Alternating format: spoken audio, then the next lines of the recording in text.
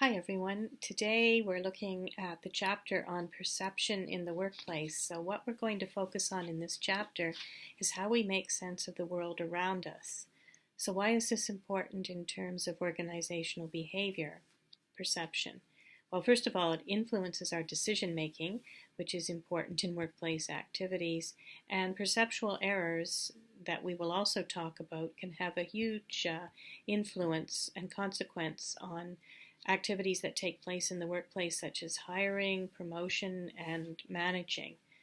How we make sense of our jobs and our coworkers and bosses, therefore, is the focus of the topic today.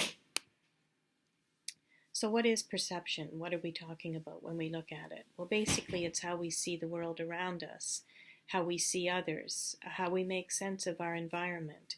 It's not something that we necessarily stop and think about. It is subjective, but it is usually unconscious, not self-conscious, unconscious in how we do the process. So what does the process look like, and what are some of the problems encountered with it? Well, the perception process involves the perceiver. That would be the one who's doing the perceiving. So I am perceiving something, and what am I perceiving? What is my target? So the perceiver and the target, and what is the context? What are the characteristics of the situation in which this perceptual process is taking place? So we take in the information, we encounter the target, we take in information about it, and we selectively attend to certain information because we can't attend to everything, but we focus on what we're taking in, and then we organize and we interpret that information based on a number of different factors, and then we react to that information. So it all sounds pretty straightforward, but the process itself is fraught with influences on our perceptual process, biases and barriers that we incorporate in our understanding, in our perception of something. So to be aware of those is to be aware of how we're making sense and where we can make errors and how we can correct those. So the characteristics of the target or the situation. What influences our perception? Is it new? Is it something novel? What factors influence, what contextual factors influence whether or not we'll pay attention to one thing and not another? Things like intensity, size, noise, and repetition are contextual factors that will draw our attention to something.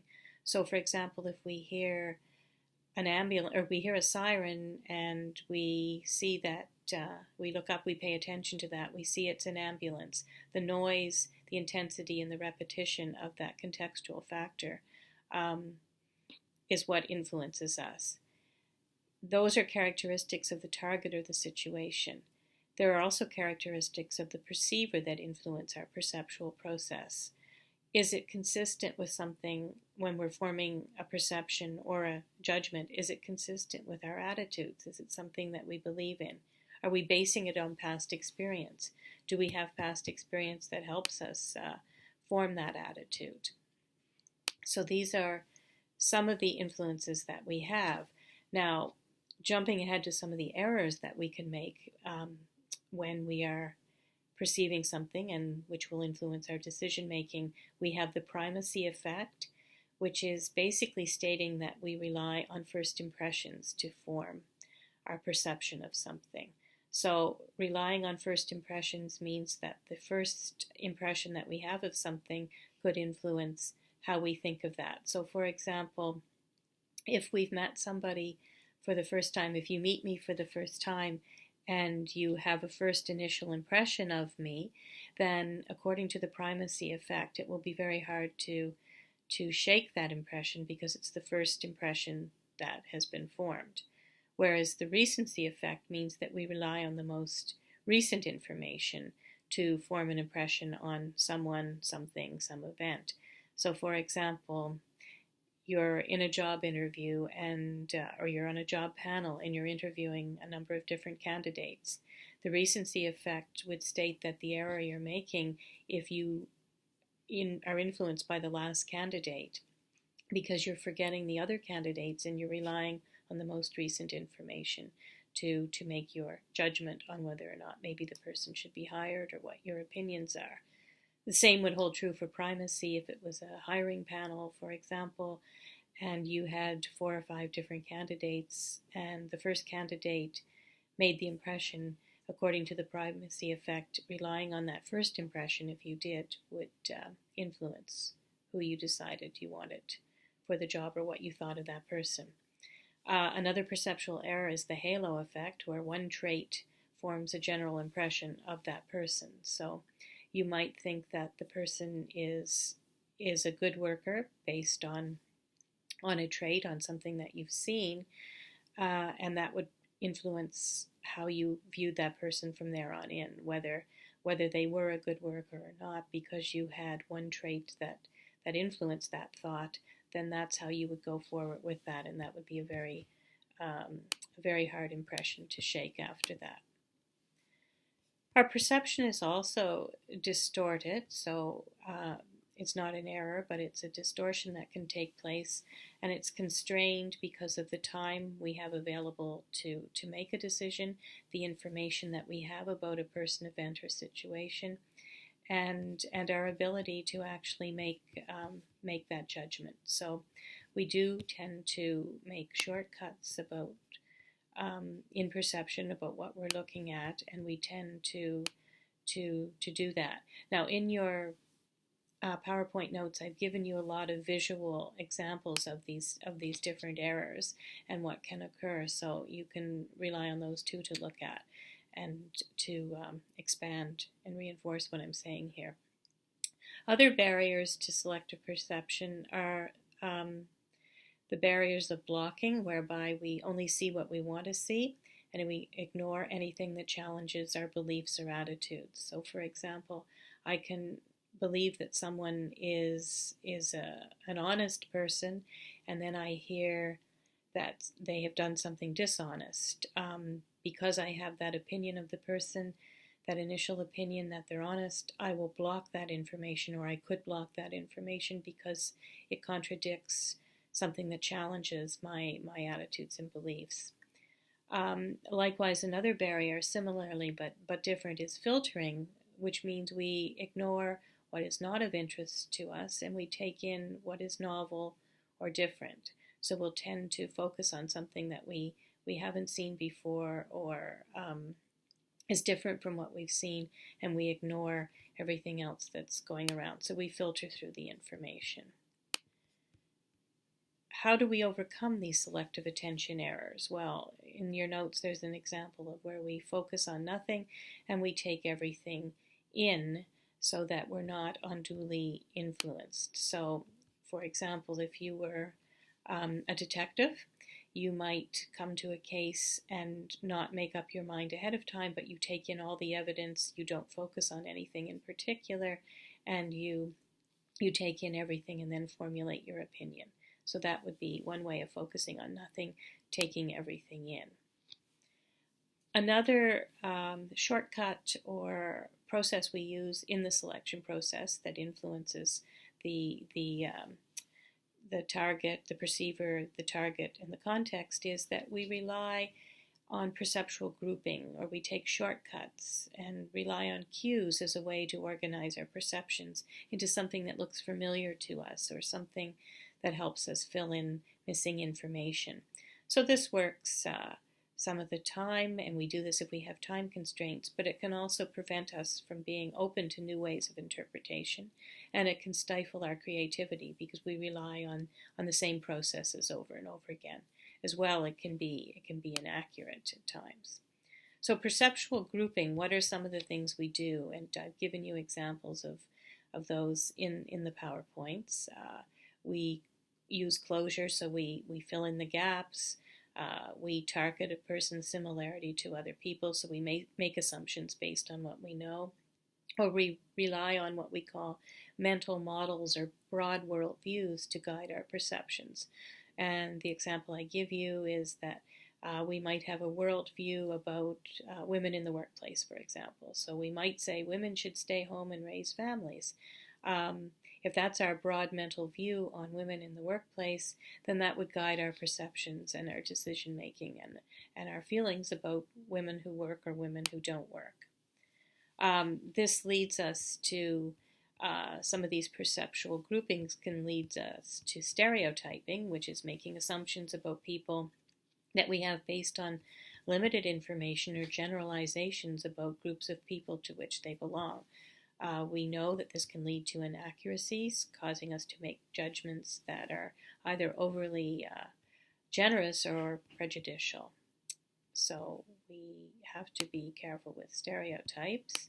I've given you some examples in the text again that highlight that from Hurricane Katrina.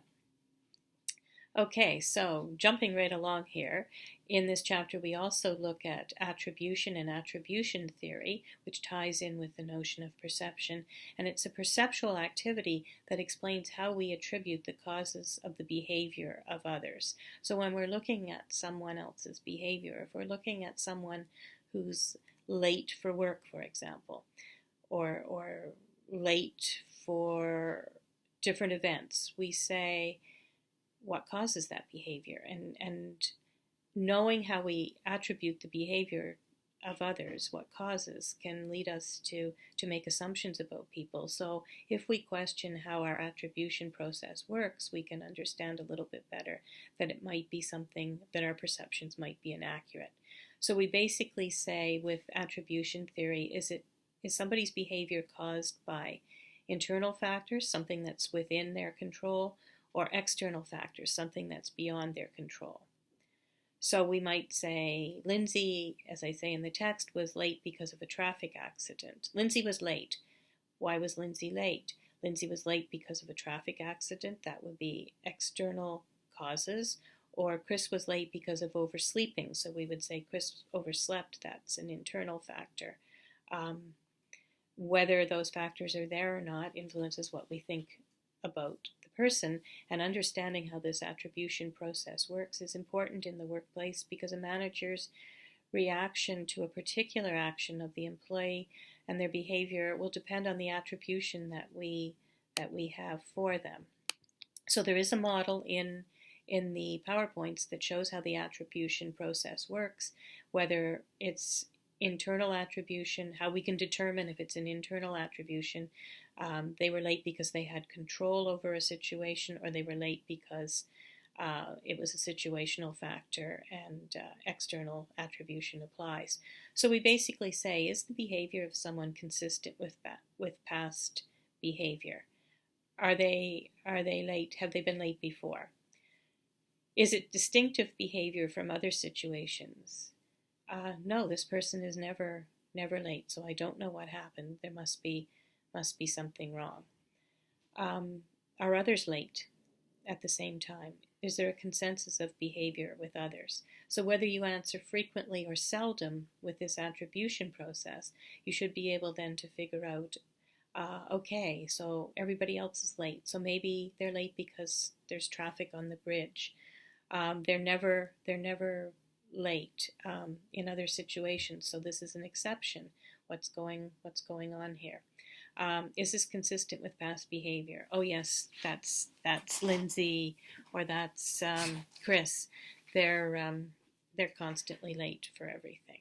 So these are the ways that you would look at the behavior and question what's going on behind it. However, there are errors that we can make with attribution, as you can guess as well. So the fundamental attribution error is where we attribute others' actions to internal factors rather than to the situation. So we just assume that they're late because we believe that that's the case. We don't consider that there might be a situation. The self-serving bias is where we attribute our successes to internal factors and our failure to external factors. So I give the example of we credit ourselves for getting good mark, but we blame the professor, me, for getting the bad mark. I use a quote, a bad workman always blames his, that's the phrase, his or her tools would be the case. So we don't accept responsibility for what is happening. So we're looking at our own behavior in this attribution process. The actor-observer bias is another attribution error where we attribute others' behavior to internal causes, but we look at external factors to explain our own behavior. So when Jo extends her lunch break because she hates her work, but I had to extend my lunch break as I was caught in traffic. False consensus bias. We assume that other people would behave as we would in a given situation. Maybe everyone thinks this is a silly idea, so I will ignore it.